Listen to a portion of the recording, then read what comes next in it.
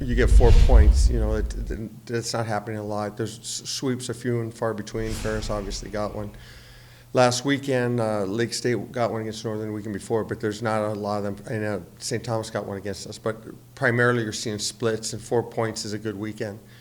So we'll take that. I thought in Friday's game, I thought we played pretty well, chasing the game. But when we got ahead in the game, I thought we hung on. So that's something we have to work on. Is we have a characteristic of taking our foot off the gas. It's part of the maturity that we have to learn to deal with, and the intention of each shift, the every play matters mentality, those things.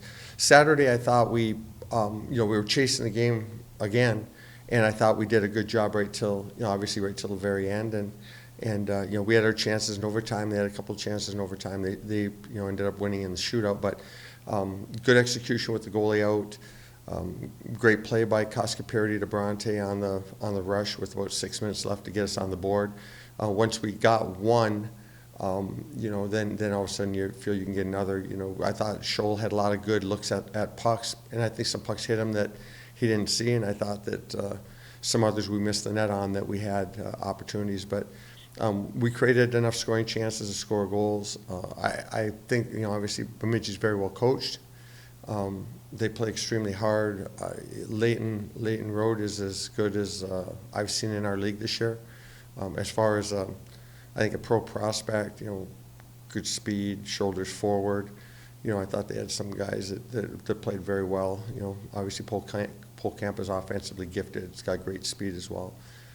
They were missing their Luft, their a 20-point defenseman, second on their team in scoring.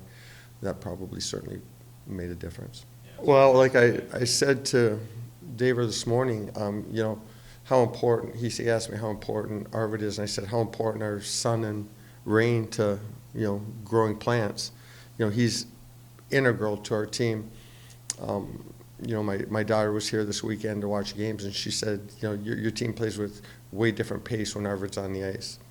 That says a lot. A big, strong guy that's driving the tempo of the game, the flow of the game, and it was a great statement because with that pace, he's around the puck and forcing things to happen. So critically important to our team.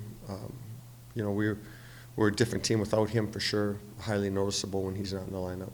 I like him. I like him. Big, strong, pro-looking forwards.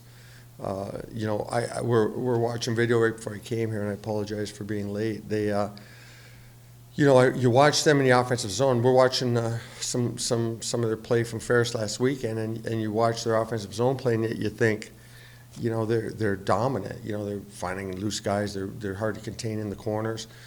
And then the shots are 22-9 for Ferris, so you kind of wonder. But I think they're offensively very creative, very gifted. They use their size and strength to create scoring opportunities. Doesn't take them very long to make a play. They always have traffic around the net.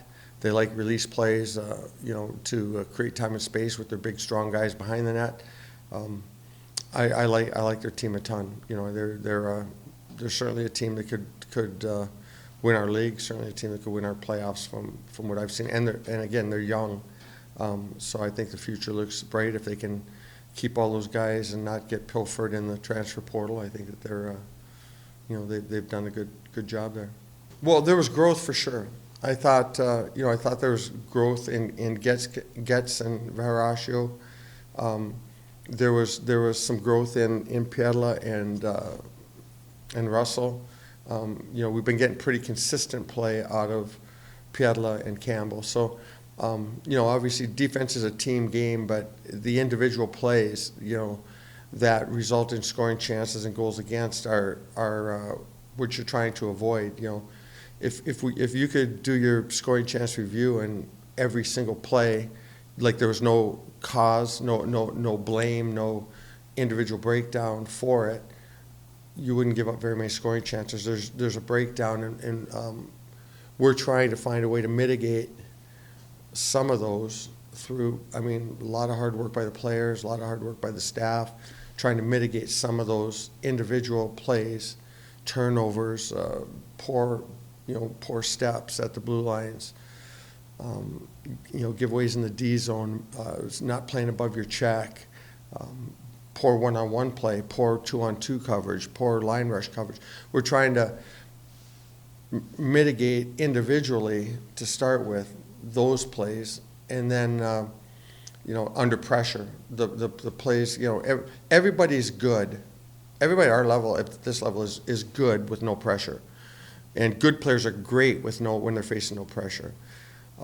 It's the great players, the really good players that create things with pressure, that thrive on playing in pressure. Those are the game changers. We're trying to find those players and help those players develop into that. And what makes an individual? I was talking to David today. You got talent level the same, or even maybe a little bit better overall tools, talent level. What makes this guy grow to there and this guy grow to there, or stay there? What makes that? You know what I mean? It's within the player, and you try to find ways to help teach them and get them to read it. But we're trying to help those guys in a positive way, mitigate that, and try to help them all be the best player and most impactful player they can be, and reach their level. Yeah, he's pretty consistent. He graded out really well on the weekend, like off the charts. Double anybody else. So great eye on your part. Created a lot of scoring chances, won a lot of battles, drove possession. So, and obviously when you're doing that and not being involved in scoring chances against, you're impacting the game, and that's what we're looking for. Jack's the guy that others can learn from, because he plays on his toes, and he plays the game, the right way. Very intense every shift, very intense every rep in practice. So he's been a pleasure to have on our team for sure.